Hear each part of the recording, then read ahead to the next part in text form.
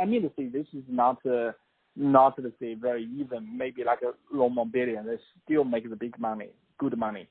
But someone, most of them, they can make the little money. They can keep the balance.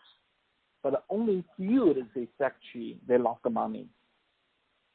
It's not everybody lose the money.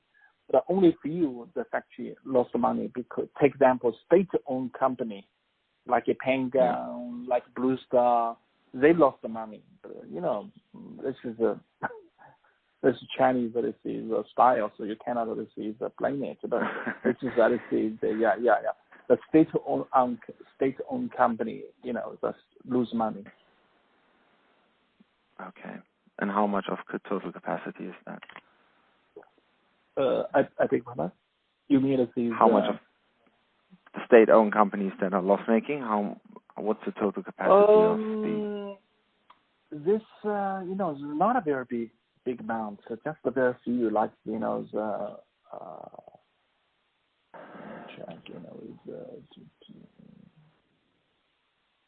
maybe 10%, more or less 10%, 12% or 10%, more or less. Yeah, 10%. For these companies, more or less. Yeah. Okay. Yeah. Probably. And 10%. Yeah. And 10%. What's the?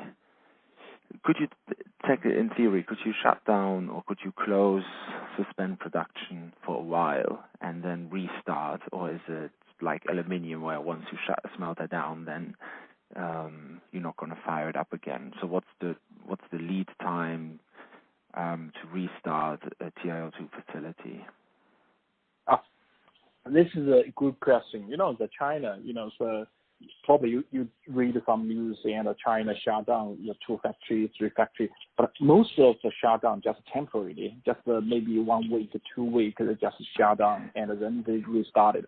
For example, in past several years, and there is something happened, environment, the government don't care about, the TiO2 factory already reaches the national standard. They just said shut down all the industrial park. They don't care about it. You got the permission or not got permission. So they said shut down totally. Take example, some of the events. Take example, some big events, a bigger meeting, big conference. Happened. Yeah. So they shut down. The factory around of this place. So they don't care about it. You have the permission. You already reach the national standard of the emission. They don't care. But nowadays, the field, people, they force you to shut down because your emission is a standard. You want to see the environment, the protection, get the national standard. They do not force you to shut down. So now this is a newspaper. Somebody may be wrong. But for the sulfate technology, if you shut down the factory, it's quite easy to restart it as you like. For example, I shut down this factory, and you said I want to, restart it. You can restart it in several hours. It's no problem. Okay. Yeah. Okay. Because sulfate process is a batch. The batch operation. This batch finish and then go to the second batch, and the second batch finish and go to the third, the batch. It's just a batch operation. So they shut down, they easily, they just do some things again. So it's not that it's a very big issue, but the chloride shutdown, this is sometimes it's very difficult to restart. It will take time, maybe let's say week or 2 weeks or even months, because of the process build up is very difficult and it's continually process, and the sulfate process is a batch base. Yeah. Okay. Yeah.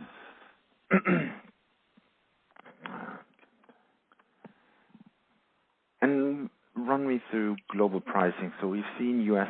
TiO2 prices very stable actually, whereas European and Asian prices have come off over the year. And I understand the